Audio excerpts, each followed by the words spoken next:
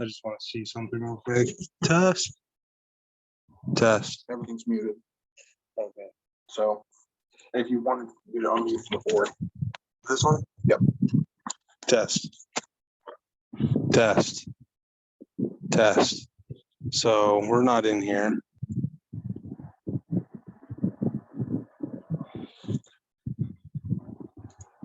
How do you...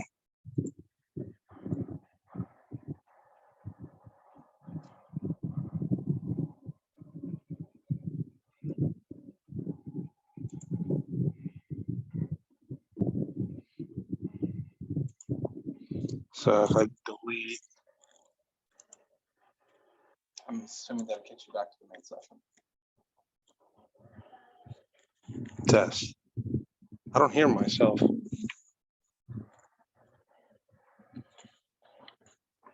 Let me see. What? It's got my audio, but we're not coming through. Okay. Hold on. Well, that's the main. Yeah. It's this. It should be going to ProFX3, I think. This one? Yeah. Test. There we go. I turned it down, but we're going to want that. Is that too loud, Jody? Okay. And it is recording. That's fine. Thank you. So, test, test, test. Still has us in there. Oh, wait. So,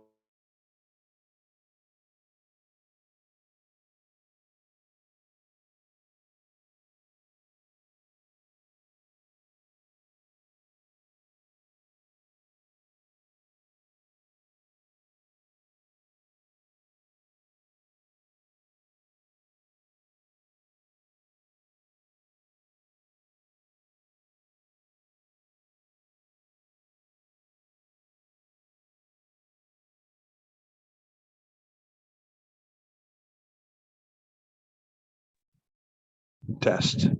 Perfect.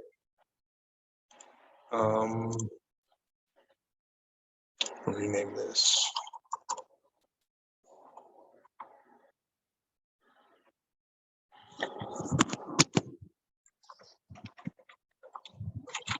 And we just want to make sure that people can't get into it. That's the. Yep.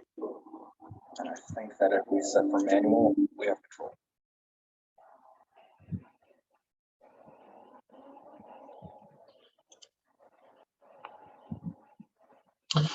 Now,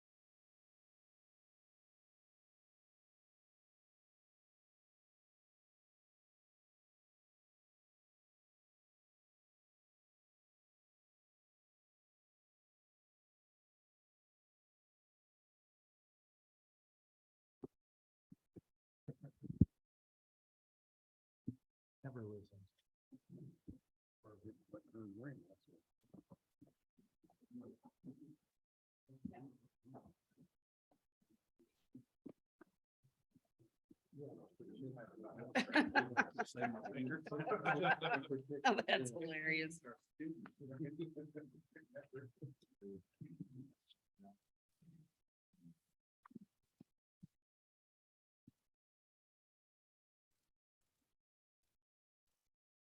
Give yourself, yeah.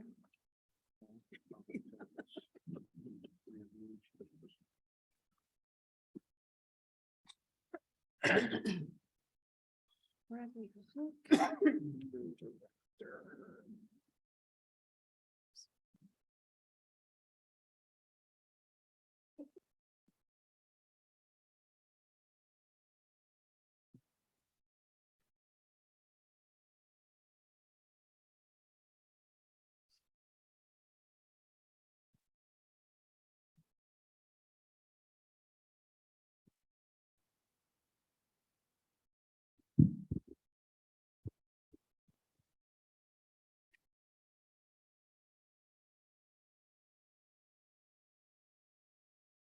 all right, folks, everybody ready?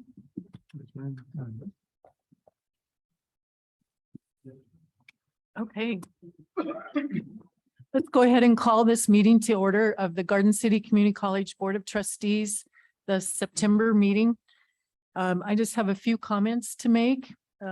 First of all, the Brunkbuster Women's Rodeo Team finished 6th at the Colby Community College meet last weekend. Congratulations to them. Yesterday, the Department of Public Safety students took part of a mock crisis exercise at the airport.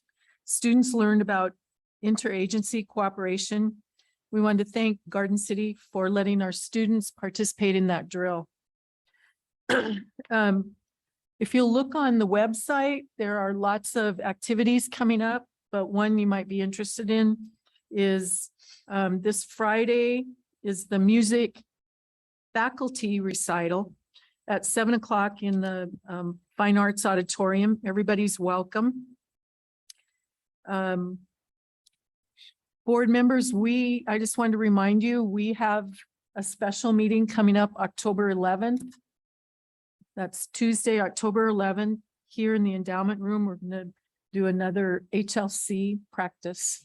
So it's dinner at 5 o'clock and then a meeting at 6. Lots of good things happening on the campus. The video board is up at the football field. Go and take a look at it. The transportation building is pretty close to being done. And the STEM building is in progress. So lots to look at. So we're going to do some new employee introductions, and we have the SGA report, and then we'll be going into executive session. So I will turn it over to SGA. Sorry, Mark. SGA report.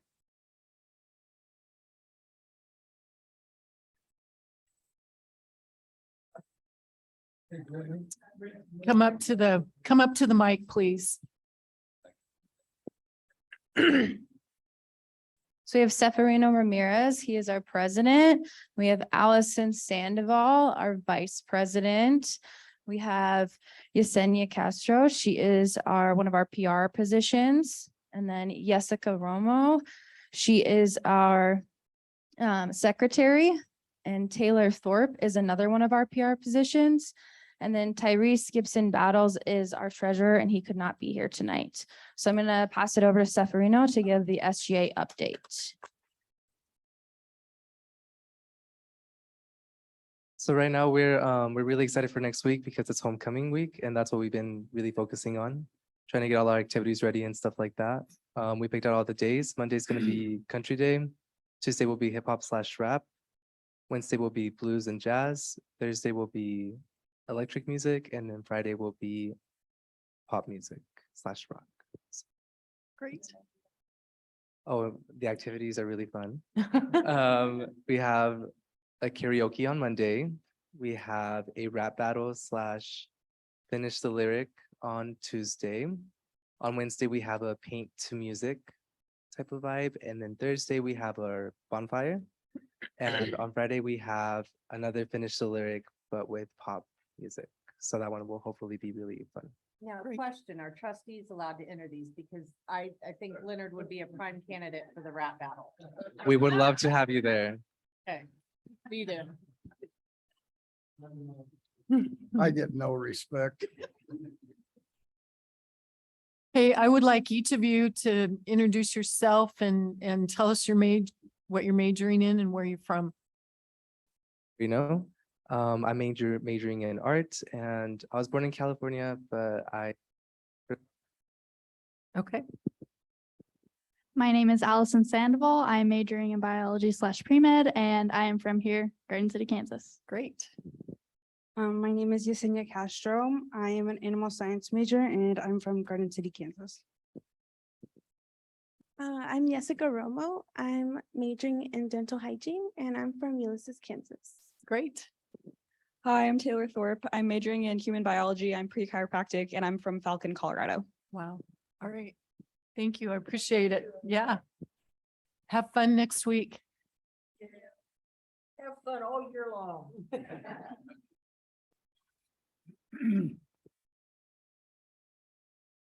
All right, we'll go ahead with introductions of the new employees. Dr. Malone.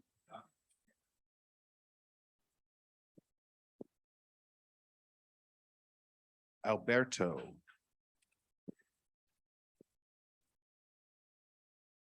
You can come up. Alberto Bezo is our new welding assistant professor here at Garden City Community College.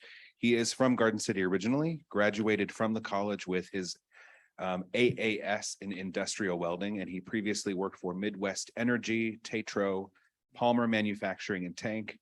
He is a certified welder with GTAW, SMAW, and MIG, and I know what a couple of those mean. His official start date was August 8th, 2022.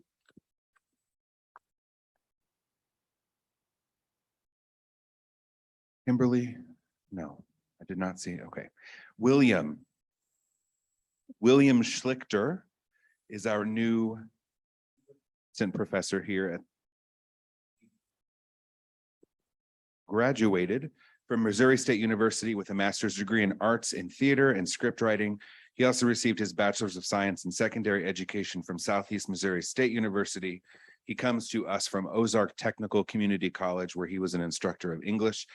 His official start date was August 8th, 2022, and I hear you have some novels published. Wow. I think they're horror, if I'm not mistaken. Horror and science fiction, so scary. Congrats. You set it up, I'll be here. We're happy Wow. you're here. Welcome. Thank you. And Travis. I only have bullet points for Travis, so we'll see how well I string them together into coherent sentences. Studied at Wyoming Technical Institute. Spent 25 years in the industry, and I imagine before that, 5 years in the Navy.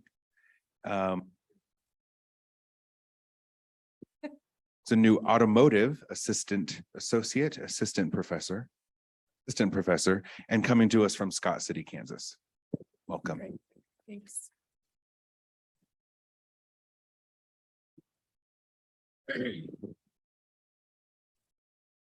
Okay, thanks, Mark.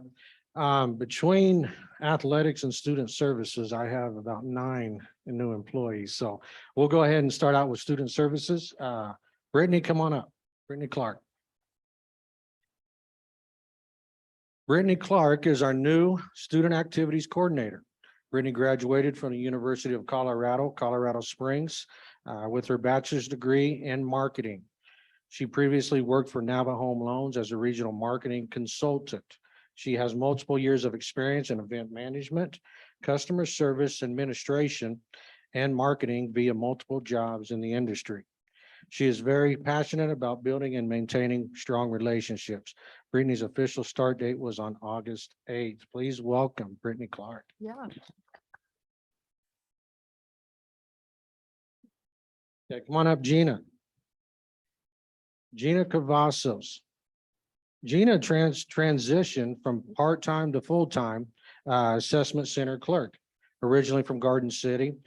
Gina graduated from Garden City High School and received her Associates of Applied Science from Garden City Community College. Gina brings over 10 years of experience in customer service and clerical duties as her new role at Garden City Community College. Gina's official first start date was on August 1st. Please welcome Gina Cavazos.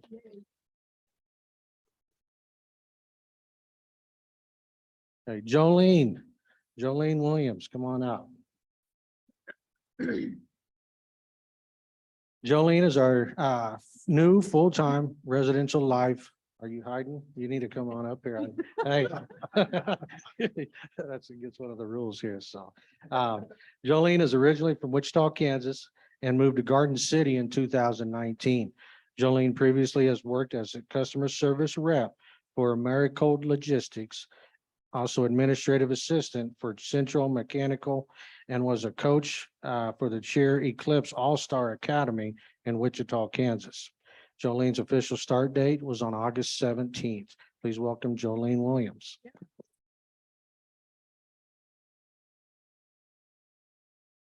Amy Leatherman, come on up, Amy.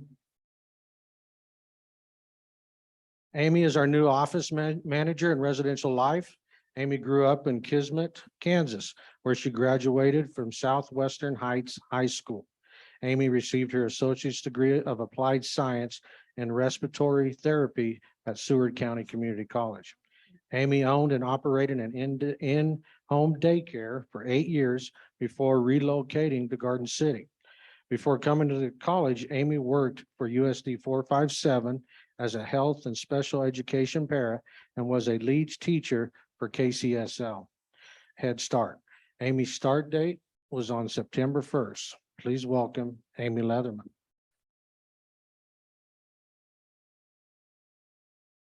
All right, now on to athletics. Chanel Jones. Come on up, Chanel.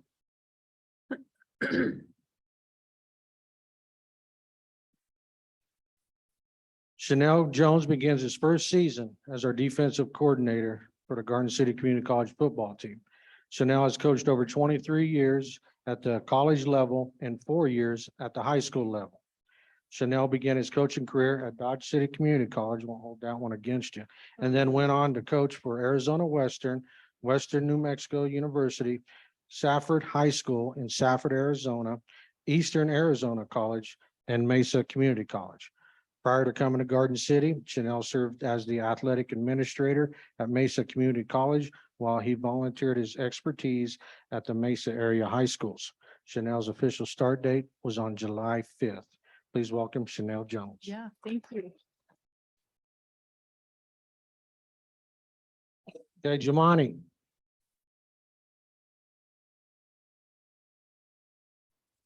Jamani Robertson comes to GCCC for his first season as a defensive backs coach.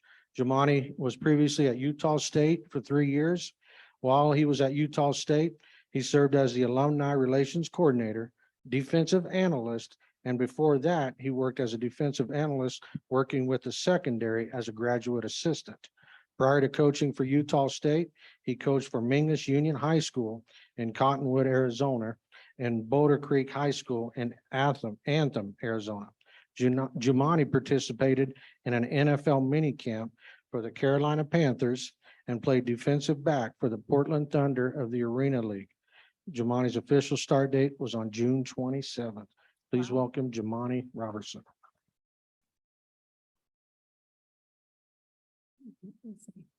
Okay, Kyle Davis. Come on up, Kyle. Kyle Davis begins his first season as the assistant baseball coach here at GCCC. Kyle comes to the college with experience as the head baseball coach and instructor for the Slammers North Baseball Program in Colorado, one of the premier baseball training facilities in the region. Kyle's experience with being one of the very limited pitchers who pitched in 2 NCAA D2 national championships has given him the knowledge and skill to help pitchers with their technique, building strength, and mental toughness on the mound. Kyle received his Bachelor's of Science degree in Sports Management from Colorado Mesa University. Kyle's official start date was on August 10th. Please welcome Kyle Davis. Yes. Colby DeVille. Colby is our new assistant baseball coach. Colby began his secondary education as a student athlete at Butler Community College, where he was a starting shortstop for 2 years.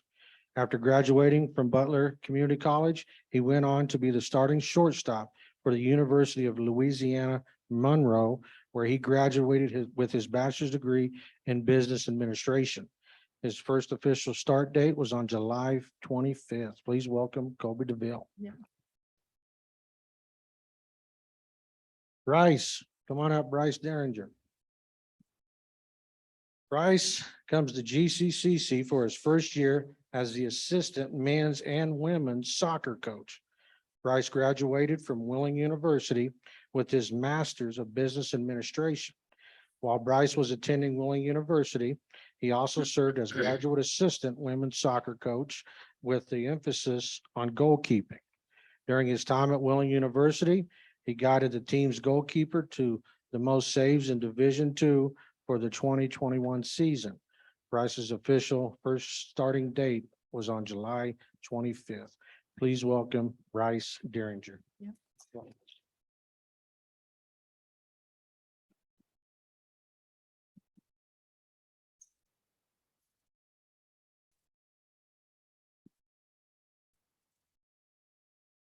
Thank you. Mr. Rivera. Come on up. This is why I said Mr. Rivera. So pronounce your first name. Braulio. Braulio. That isn't how you said it to me at first. It was said it really fast. I'm like, oh, slow down. So anyway, welcome. Braulio is our new groundskeeper. He is a Garden City native. He graduated from Garden City High School. He comes to the college with years of experience in equipment maintenance and knowledge, sprinkler repair, forklift operator, hydraulics, certified man lift operator, and electrical. And his official start date was August 22nd. Welcome.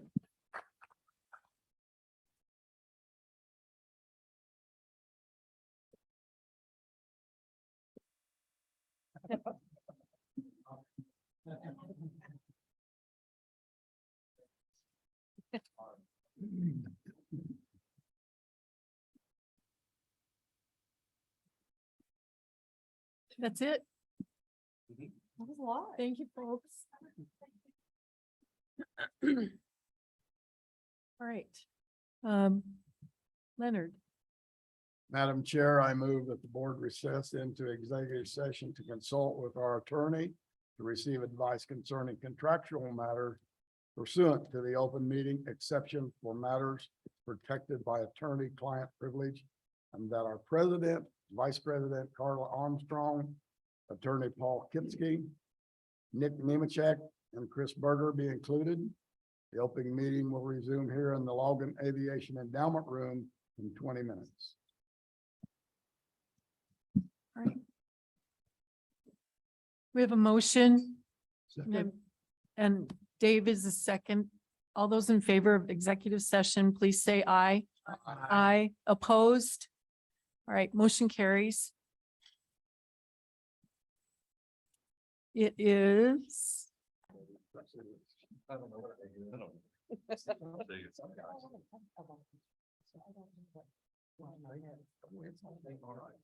Thanks, Paul.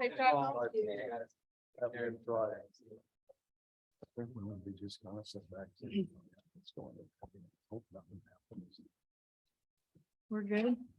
All right, folks, we're back in open session. I just want to reiterate that in executive session, there was no action taken. We are on agenda item number 3, consent agenda.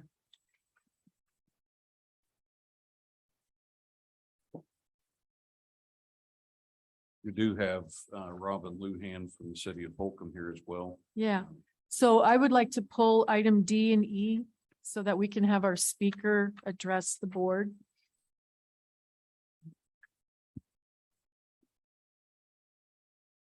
Madam Chair, I move that we accept. Oh, can I, I'm sorry. I'm gonna revise mine, just item D, sorry. Leave E in there. Okay, so only removing item D. Yeah, thank you. Sorry, guys. Go for it. Madam Chair, I move that we accept the items A, B, B1, B2, C, C1, C2, C3, C4, C5, and item E for on the consent agenda for approval. I second. All right, so Beth made the motion, Bob seconded to approve the consent agenda items A, B, C, and E as presented. Any other discussion?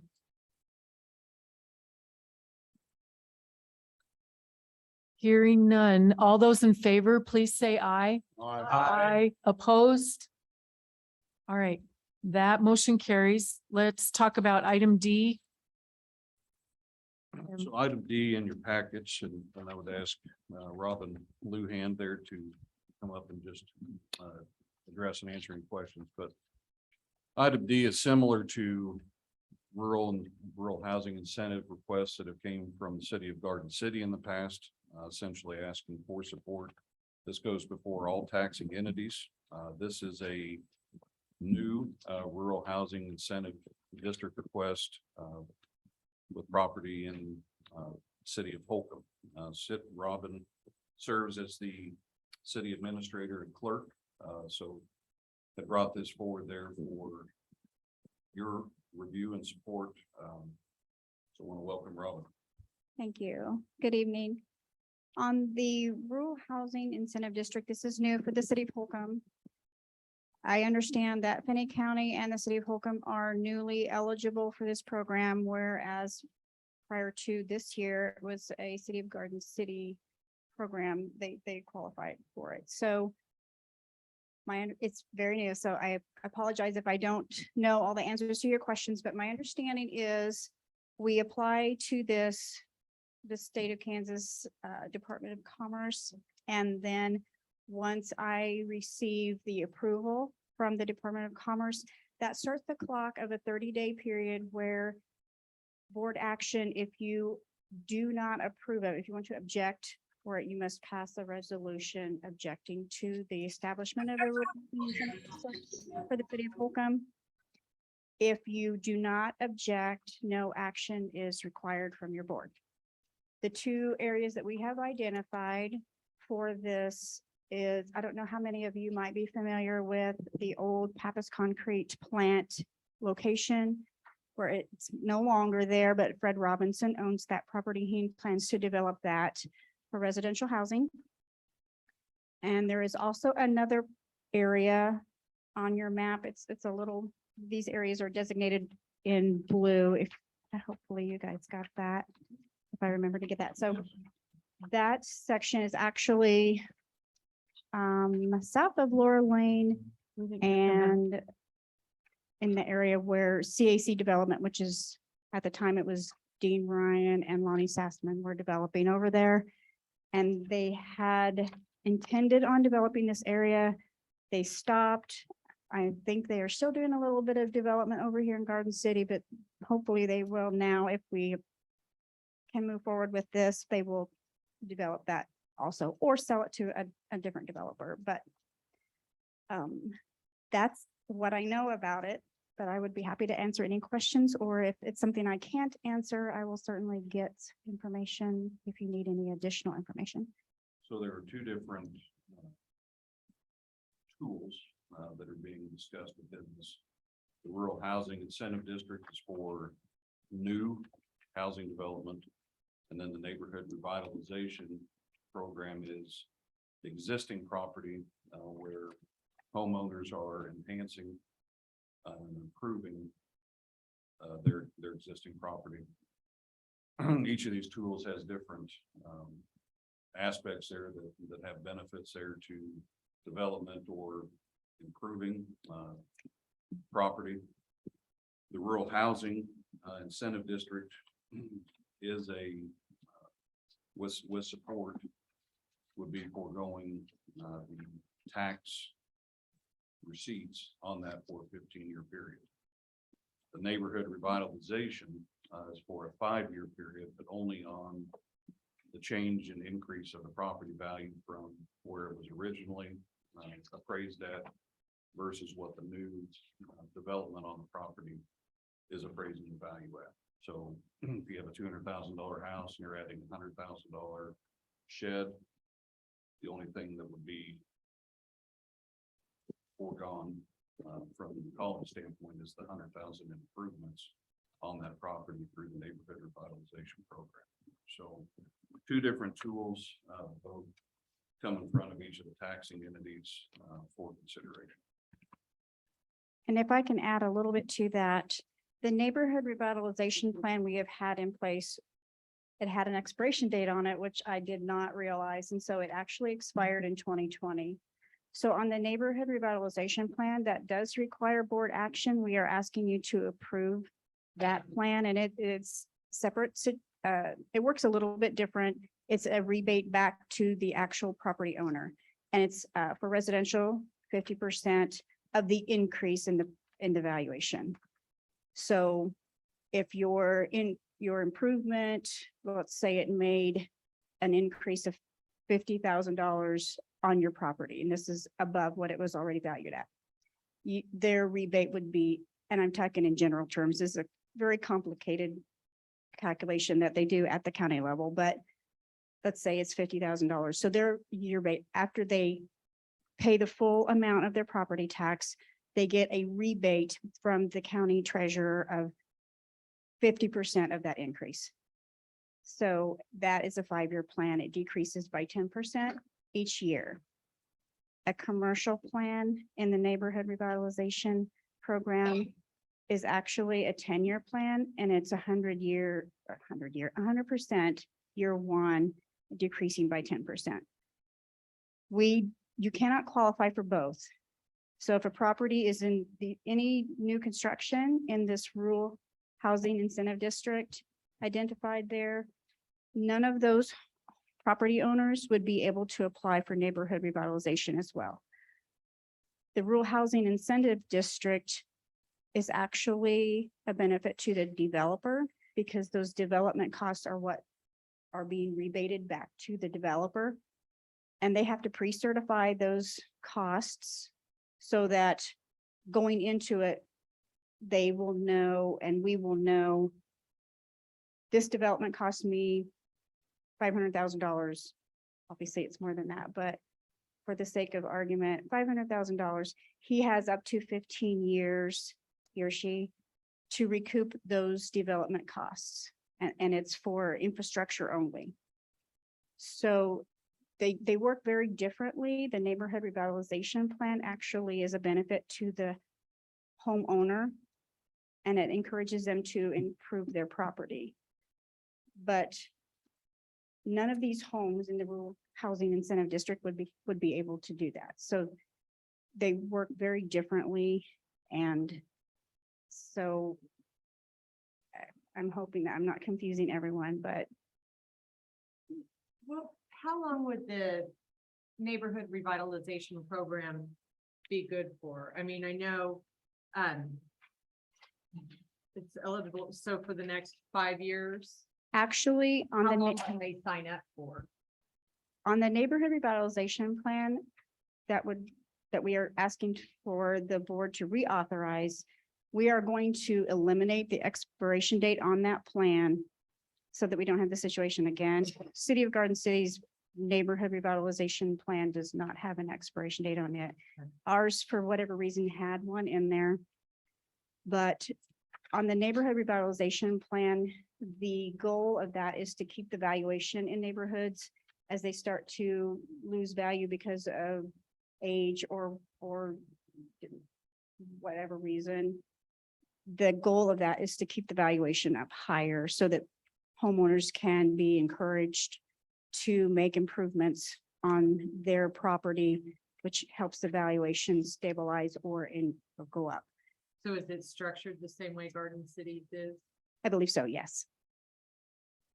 For example, I know one person who is getting ready to do, they don't have a garage. So they are getting ready to add a $50,000 garage to their property so they can apply for this neighborhood revitalization program. And however much that improvement increases their property tax, they would be rebated 50% of the increase due to that improvement, not just the regular increase in property tax that we all see. But the increase from that improvement is what they will get after they pay it in full.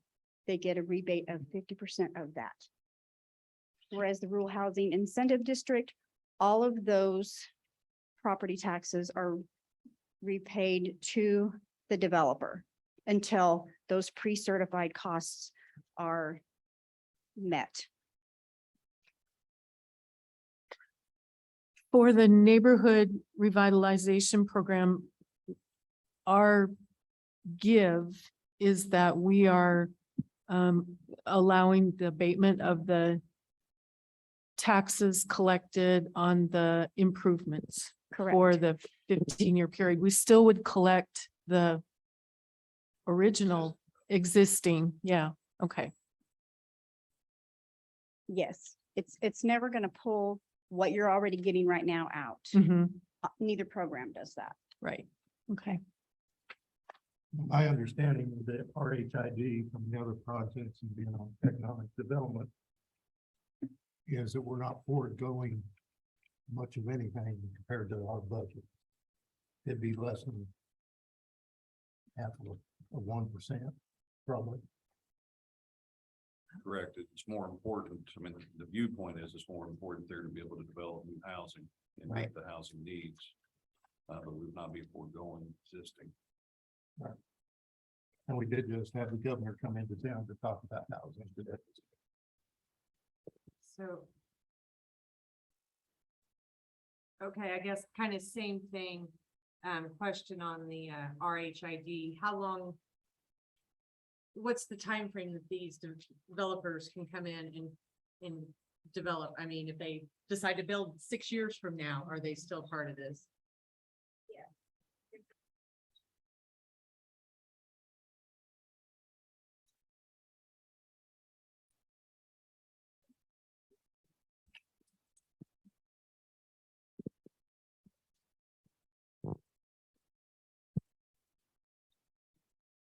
For the RHID, I'm going to use Fred Robinson for an example, just simply because he has expressed interest in developing on his, it's a rather large property, so he would do this in phases. So he would break that up into probably 3 phases. So phase 1, he would certify his costs on phase 1. And on phase 1, he would have up to 15 years to recoup those infrastructure costs that he pre-certified. Here are my expenses for this phase 1, which includes streets, curb and gutter, water main, sewer main, and storm sewer. So he has up to 15 years to recoup that in the form of property tax increase on that. Once, if he recoups his costs at 12 years, then it's done. Or if it goes past 15 years and he hasn't, then it's done. I guess my question was more, any developer, anytime in perpetuity, or does this, you know, for any developer that develops starting by 2030, is there an end to this, or is this on every No. new development ever? I Right. mean, So for example, the Sure. other property where we don't really know if they have any intentions of starting a development soon, it's still in this plan until it gets developed. Okay. So if it's 10 years before any development starts on that southwest corner, They're still eligible. it's still eligible. Okay, thank you. That's, Okay. didn't clarify my question well. That's what I was looking for. I believe though, that every project they do, they have to submit to get the RHID in that plan. It just doesn't automatically cover that developer for everything they're gonna do over the time period. So if he's doing the one development, you get that approved. If he decides to go down the road in 2 years, 10 years, he has to reapply and follow several processes. And they gotta go through commerce and several steps that they have to go to get that RHID started. So he doesn't get a blank check that every time it's gonna be RHID. They have to propose and then apply and do everything. And Right. the reason that I believe that the RHID just came to Holcomb, Finney County was by the Commerce declaration of what qualified.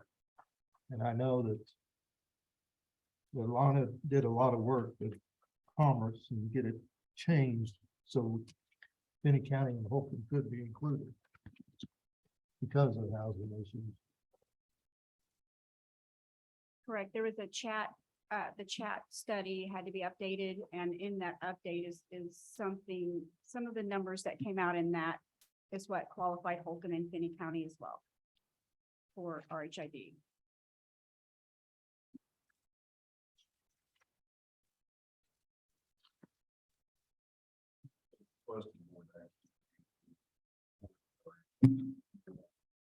And then formally approve the neighborhood revitalization program for use by the city of Holcomb. Correctly, we don't have to do a vote on the RHID. We just don't say we don't want to do. Correct.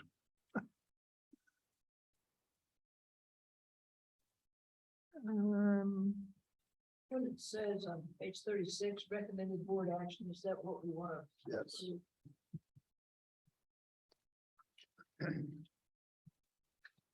Well, that's just on the RH. Oh, we have to what? Yeah, that's just on the RHID. Yeah, it really needs to be almost two separate Yeah, yes votes. I would, We don't have to vote on the RHID. but I would prefer that we somehow, Support, yeah. yeah, express our support. Definitely. So, Mhm.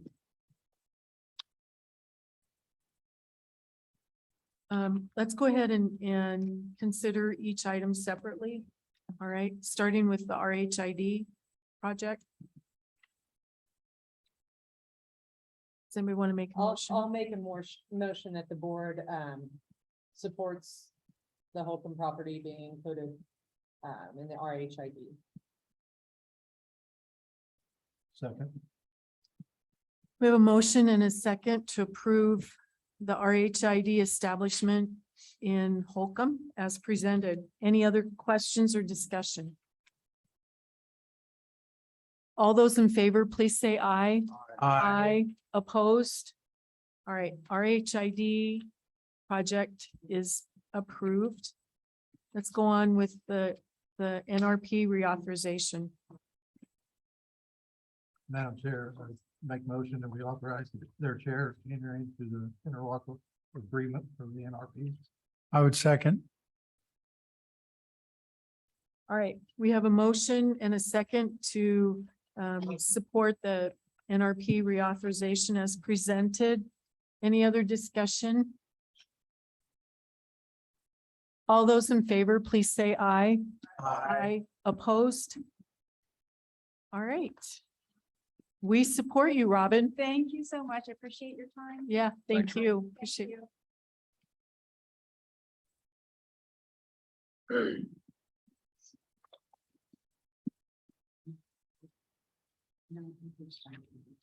All right, moving on, folks. Does anybody need a break?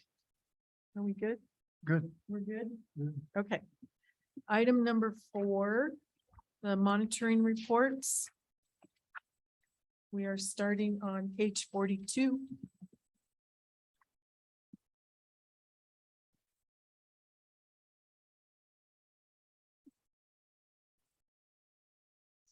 So I'll give you a minute just to review the information provided in answering the workforce development ends.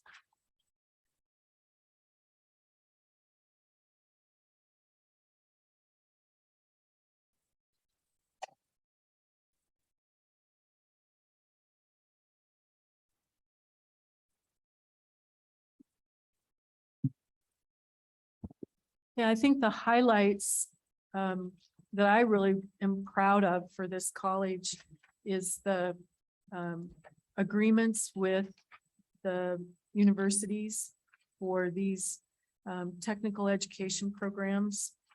And then the second thing that we're all very proud of is the apprenticeships that are being developed. So in regards to workforce development, I think we're spot on.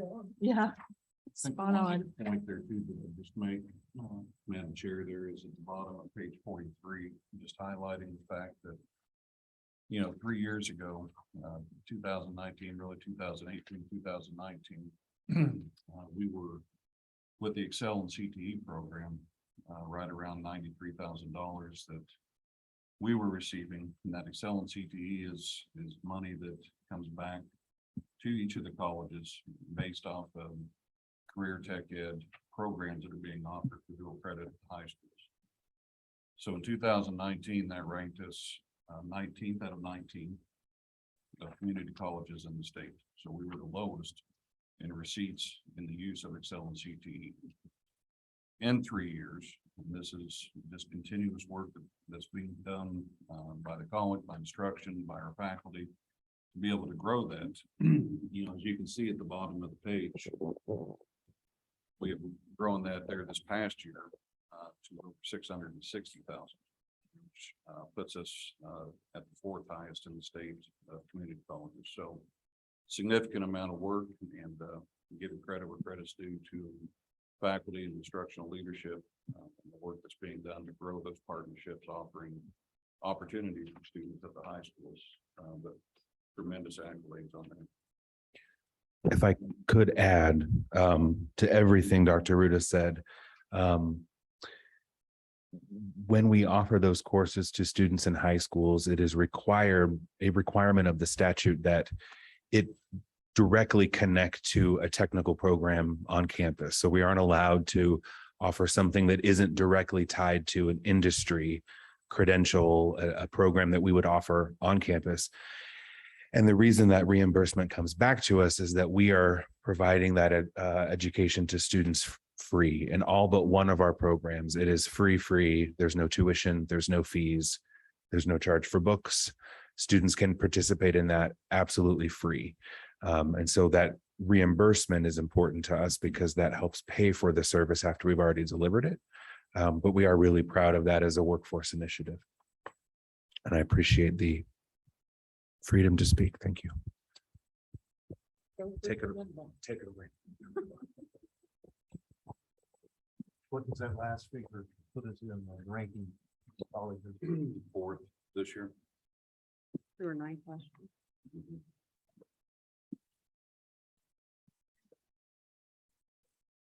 Any other comments? I would just say, keep doing what you're doing. Correct. Okay. Our next monitoring report is the board job descriptions.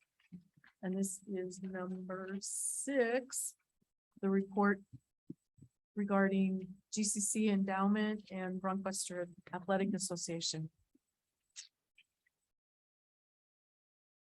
Dave? Well, since the last report in March, I believe it was, BA has been working on the shortcomings from the audit. They have remedied the shortness of board members and currently have 15. They're continuing to recruit more board members. They were also encouraged to have the board review the financials, which the board was always doing that. It's always been in the agendas and voted on, but now they are signed by the chairman in case of review of that. They've also worked on building relationships with the community by hosting golf tournaments, which also helped the financials by raising $15,000. They're improving. We believe the company storage has the information it needs to begin the push. They also currently had a buddy day come back, which haven't been there for a few years. With significant changes by having the most of the sports participating. So the kids could go from soccer to volleyball to football, whatever. They had over 100 kids attending. The monthly BAA luncheons have begun to be on the second Monday of the month. They're only once a month now. Put the information out to our stakeholders so we can fill the room and they can hear from our coaches. It's still a little slow going right now. I heard what it was a few years ago. I'd like to make a comment on that noon luncheon. If we can't get people to come to it, I sit here and I go to it every time we have it. We might have 7 to 8 people, boosters show up. We usually have more faculty and staff attending than we do boosters. And I know it's difficult to get people here, but if we can't get anybody out, then we're wasting our time. There's no reason to have it for 7 or 8 people once a month, and they're costing them $15 a piece. I would hope that even the BAA members would get out and work a little harder at getting people here, remembering when it is there and coming themselves. What's happening right now is a joke. Just a thought, would alternating between a lunch and an evening get together, maybe change who could attend, and maybe some that couldn't come over noon could maybe come to an evening event? Just That's- an idea I had in my mind. Well, and that's been discussed before, I think. Odd months it's at noon, even months it's in the evening, it might mix up who can. I don't remember exactly what all, but I know the evening deal did not happen. Whether somebody just didn't want to come or not, I don't know if it would be better, Shannon. I really don't. It's a good idea. It's something that could be tried, but why do you have a BAA noon luncheon and you'll have 6 to 8 BAA members as such there? This faculty and staff, I don't know, I assume they're members, but they're there to hear each other. I guess I would qualify what you're saying by remembering that BAA is more than just having a luncheon. I mean, yeah, I mean, they're a good organization and have lots of good things going for their scholarship building and their support of athletics. So Those that do don't come, be judgy by the number of people that attend the luncheon. I'm sorry, Marilyn, didn't mean to interrupt you, but those that do come are there to hear the coaches, to hear what's going on in their programs. It's not just a social event. They're there to support the coaches and what they're doing. It'd be nice to find more. with We that need more same level of supporters commitment. coming. Yeah. Yeah, definitely. And that's something that we have discussed. I mean, we're disappointed in it as well. And that's one of the reasons why we backed it off to basically once a month. Because we didn't want to waste the money, and not getting the limited participation from BAA. But that is something that Mike and I, we've all talked to the coaches and BAA that we're trying to get additional members to come, whether it's sponsors or even community members, just individuals to come and support Rockwester Athletics. Says it can get better. It should get better. Years ago, you'd have 20 to 30 community members there Sure. every week. Mhm.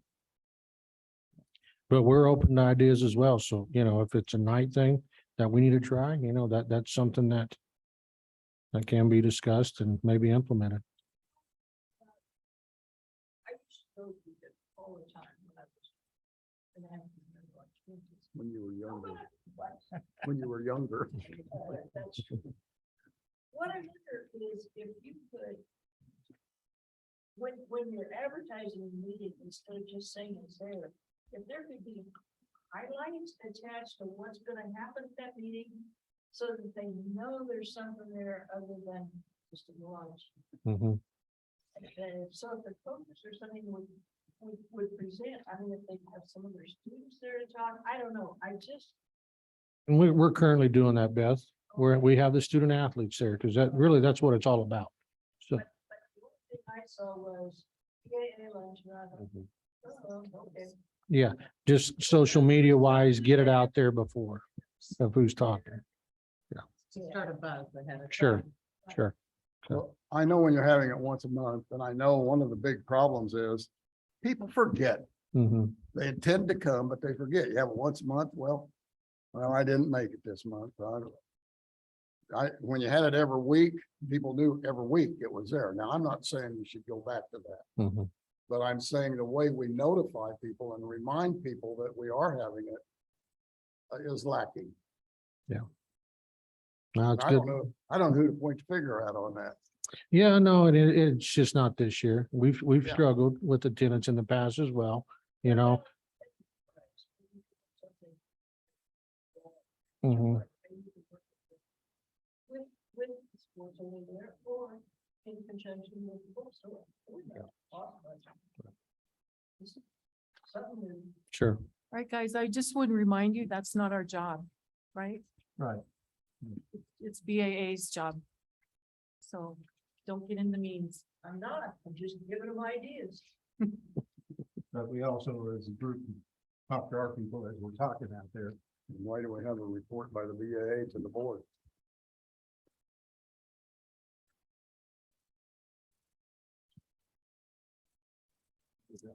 Right.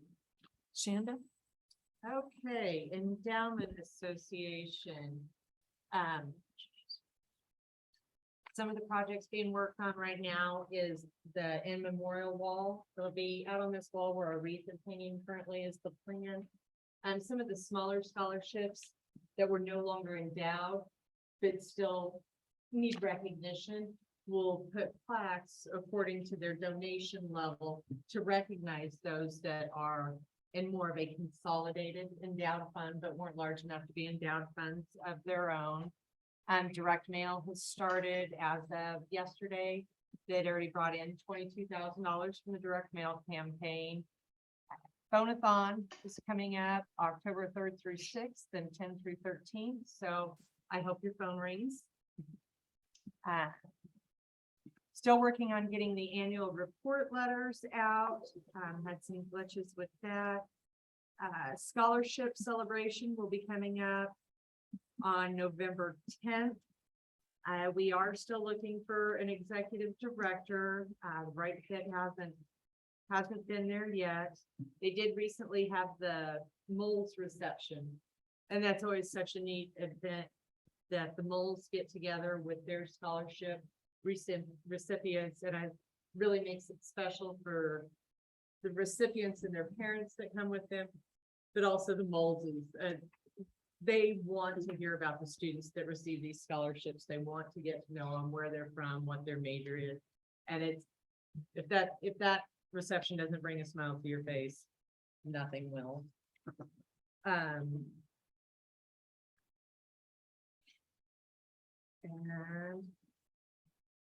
there was a recommendation by the auditors to get an appraisal on some Carter land that we had. It hadn't been appraised in a while, so that is in the works. Barb has reached out to have that done.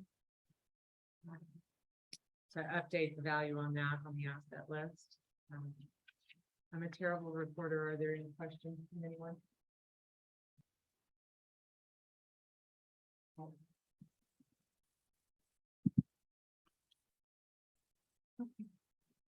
All right, well, I appreciate you guys bringing those reports. I think to answer Leonard's question, the original reason that we started looking at these two organizations are that they do fall under the umbrella of the board as far as professionalism and making sure that financial stability is there.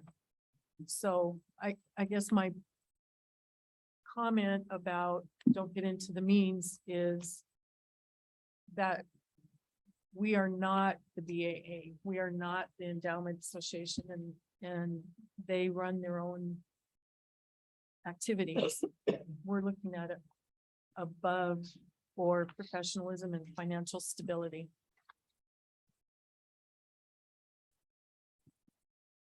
All right. Well, I apologize. I just thought we were pulling out ideas that we might take back. I wasn't forcing anything to change.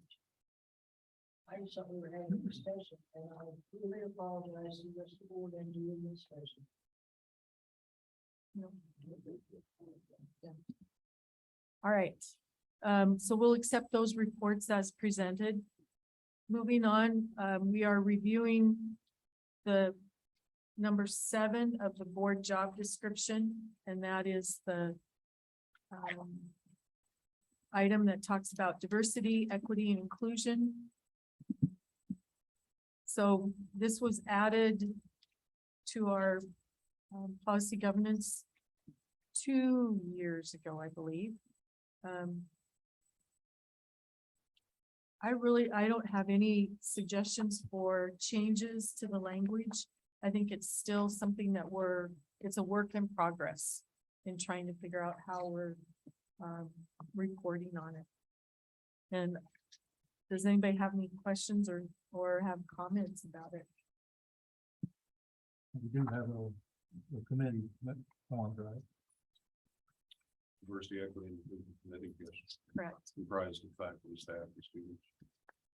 And then there's that question once before, the award that Marie got, we use that as an argument for HLC assessment. With the committee. Yeah. Yes, yeah.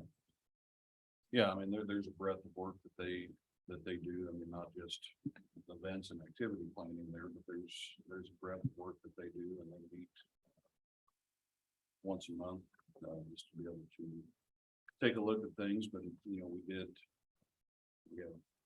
4 student representatives on there, so you are getting student perspective as well as employee perspective. But it's open to anybody. You don't have to be a committee. We're doing quite a bit. How often do they meet or? Once a month, second Tuesday each month. Second and fourth Tuesday.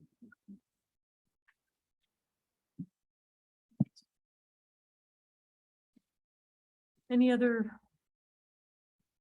comments for number 7?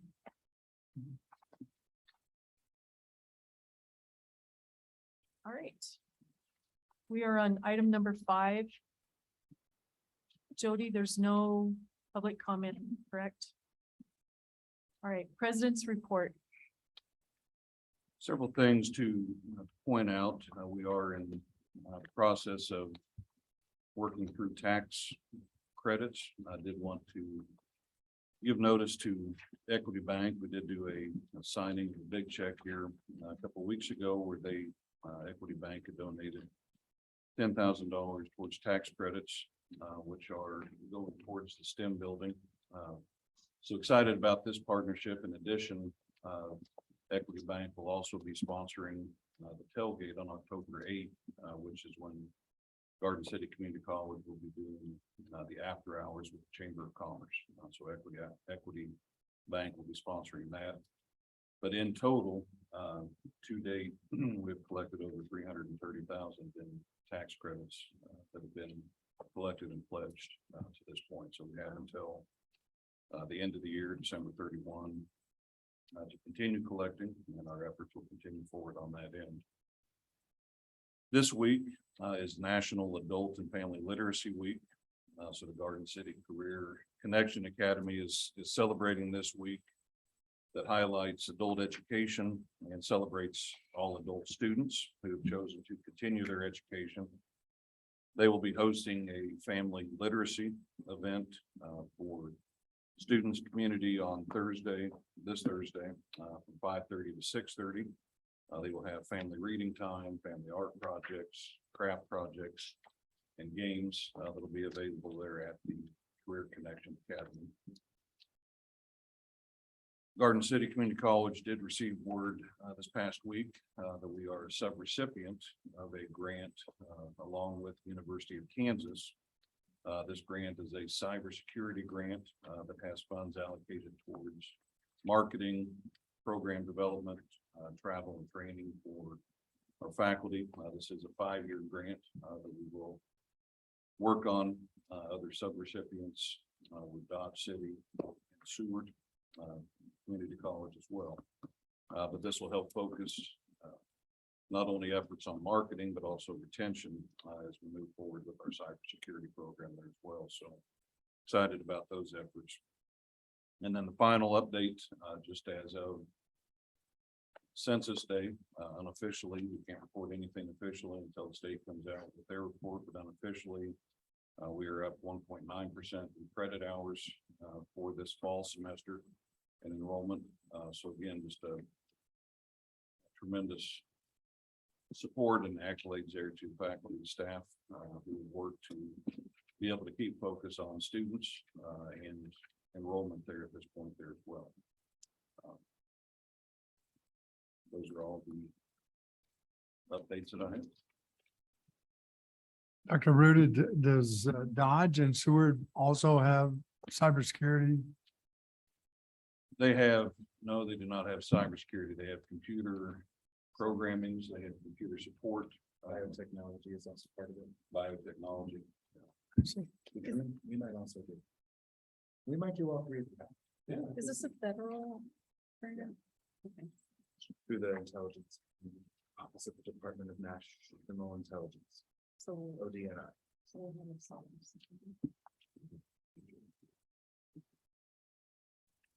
Very good, thank you. When you're reporting credit hours or students, is there one that gives more weight than others, or?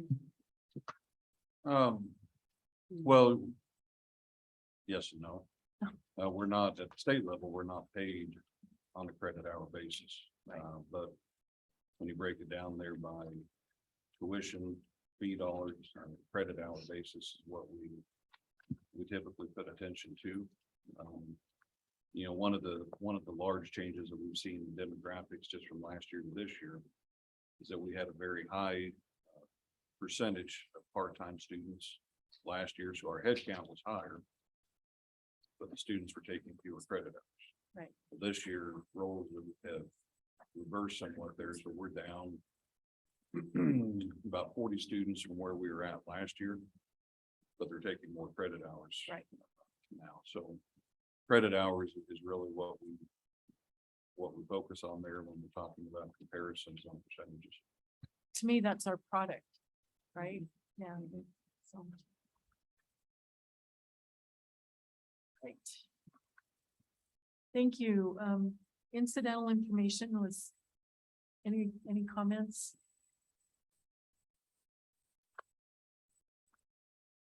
Okay. Report from Finney County Economic Development.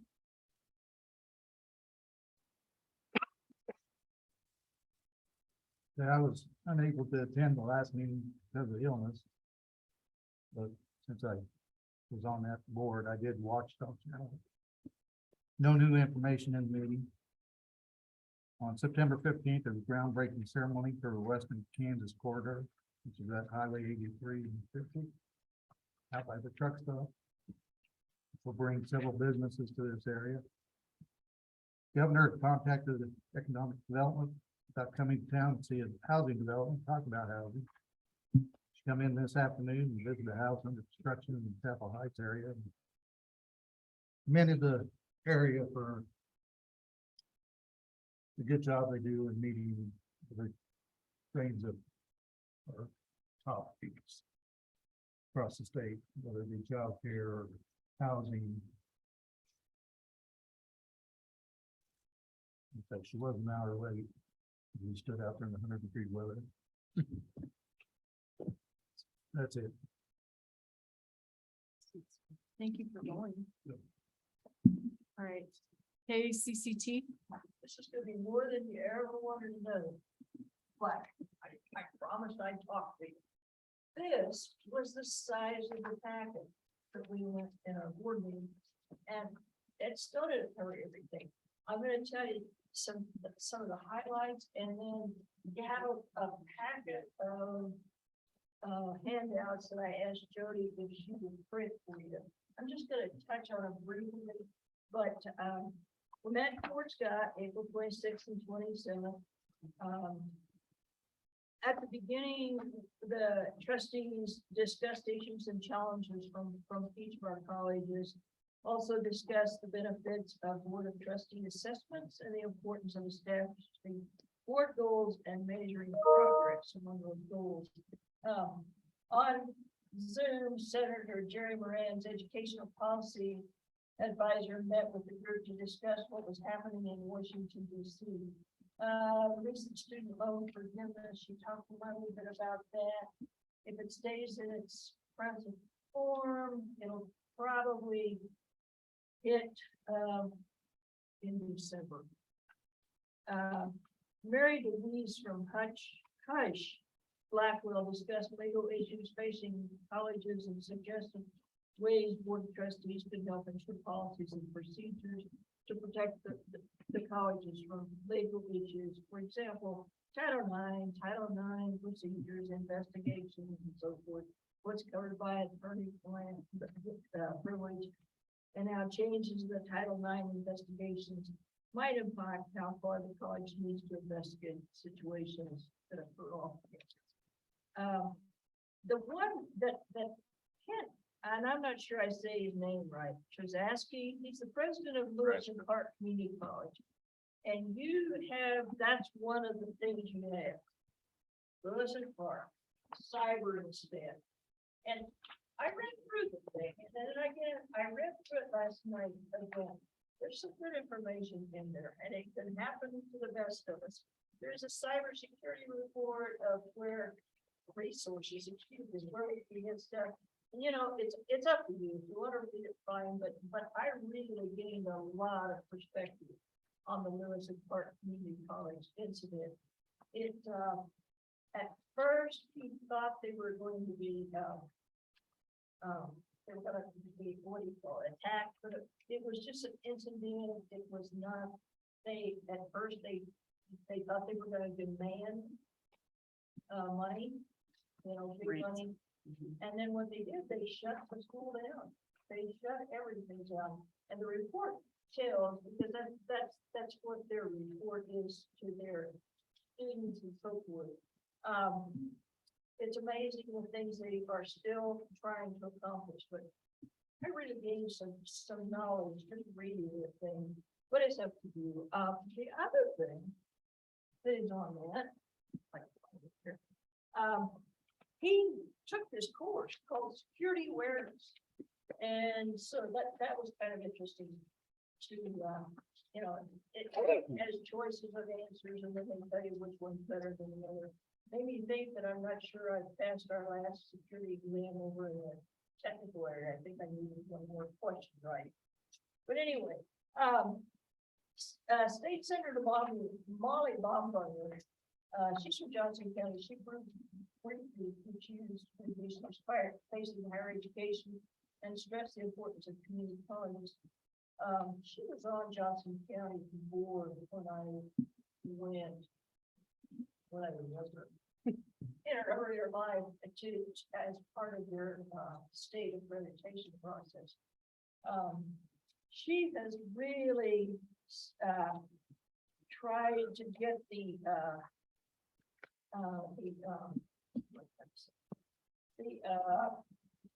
Promise Act going. And it just seems like it keeps getting flooded with more stuff. Part of the problem, she said, was the documentation of the recipients and the wait time. So we need to just keep pushing for that to happen. She encouraged everyone to develop friendships with their new legislators and stressed the importance of being involved. KACCT presented her with the 2022 Kansas Community College Legislative College Policy Champion for her work on the Kansas Promise Act. I want to talk to you just a minute about that first one that's on your list. See this whole thing right here? It was a group activity, and I hate group activities. I just want to, let's get going. But anyway, if you will look at the thing, they divided us into 4 groups. And I don't know, Ryan, if the presidents were there yet to participate in this thing or not. But anyway, I was in, you know, they either used the computers they had with them. My group was using our phones only. And what we did is if you look at that, the college's websites that they looked at were Foley, Johnson County, Hutch, and Neosho. I was on the group of the OSHO, and I didn't do this on our own college, but I thought I would, when I get time. But it was interesting, and these people were all there, that's what we concentrated. It was interesting the things we could not find that they thought were there. So it's kind of an interesting exercise, and you want to look at ours. And it turned out it was okay. I didn't go to sleep.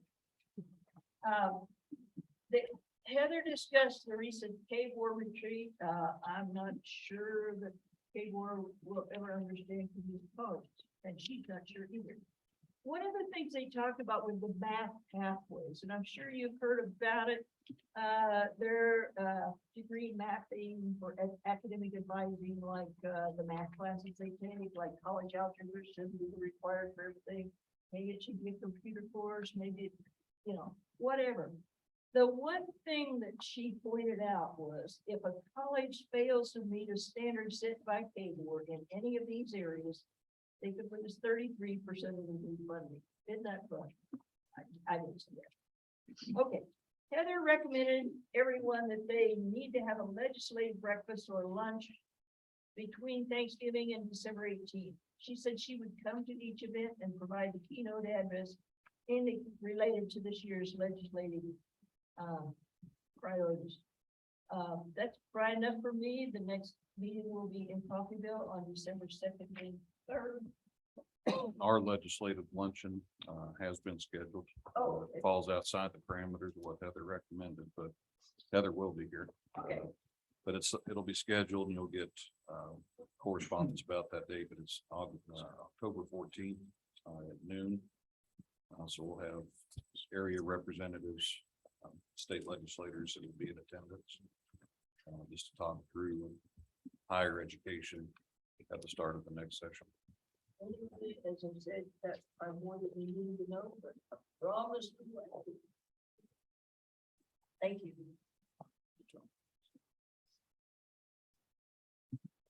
Thank you. I think that was lots of good information. Appreciate it. All right, report from Faculty Senate. No report? All right. Accreditation update? We are past the fun days of PowerPoints for me. We are 20 days out from the lock of our assurance argument and the federal compliance pieces. We'll submit those two items electronically through the HLC assurance system. And then we will wait until November. We'll probably be contacted with some additional evidence requests for the federal compliance pieces. That's normal and standard. We recently received results of the student opinion survey. They were largely positive, pretty high averages on all of the scores. Nothing in the 3 would be right in the middle, 4 would be a little higher than that. We had no results in the 2s at all. So that was good. And we had maybe 200 students participating. You all know about the October 11th additional Board of Trustees prep session. And we have not yet heard from our site visit team, but we expect to shortly. I did, in a moment of anxiety, reach out to our accreditation liaison and say, did we miss something? And he said, no, it's the start of the school year and getting everybody lined up and coordinated. So we will hear something soon. And as soon as that happens, we'll start to coordinate travel and the rest of the visit. So that's what I have now. I'm happy to answer any questions you may have. Just a point of reference there for the October 11th special meeting, that'll be over in the conference room. Oh, okay. Not here. Not here, yeah. Okay. Yeah. Thank you. I appreciate that. Still 5 o'clock then? Mhm. Okay. Yes. Dinner at 5 started. Great. All right, thank you. Appreciate that, Dr. Malone. Next item, any ownership linkage? I just have a question on the advisory boards. I'm very happy for Shannon to do it. But I think I attended one last year because I got an invitation this year to come. And then there's something up to the 12th, but that's fine, I don't mind, but we just need to tell him that Shannon is the representative of not. Which one? IMMB, industrial maintenance. Yeah, because I think I was on the list first and he issued the invitation. And I thought I was gonna be out of town, so I thought I would be there, so just make sure he knows that Shannon is there. I'm just gonna go back like you and see if they call for it. Hey, hi.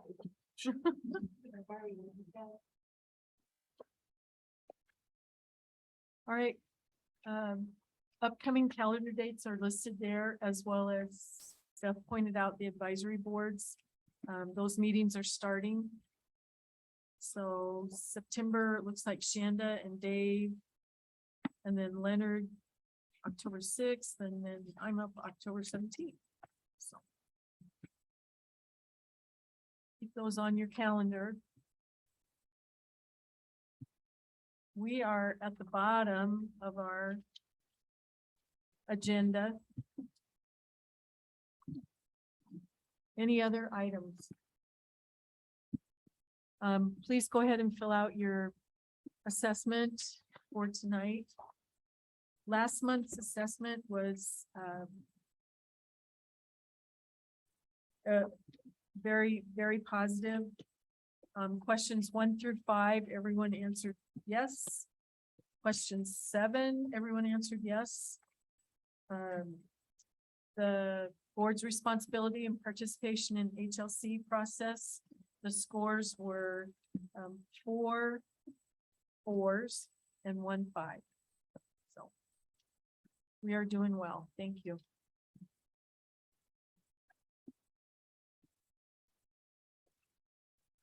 All right.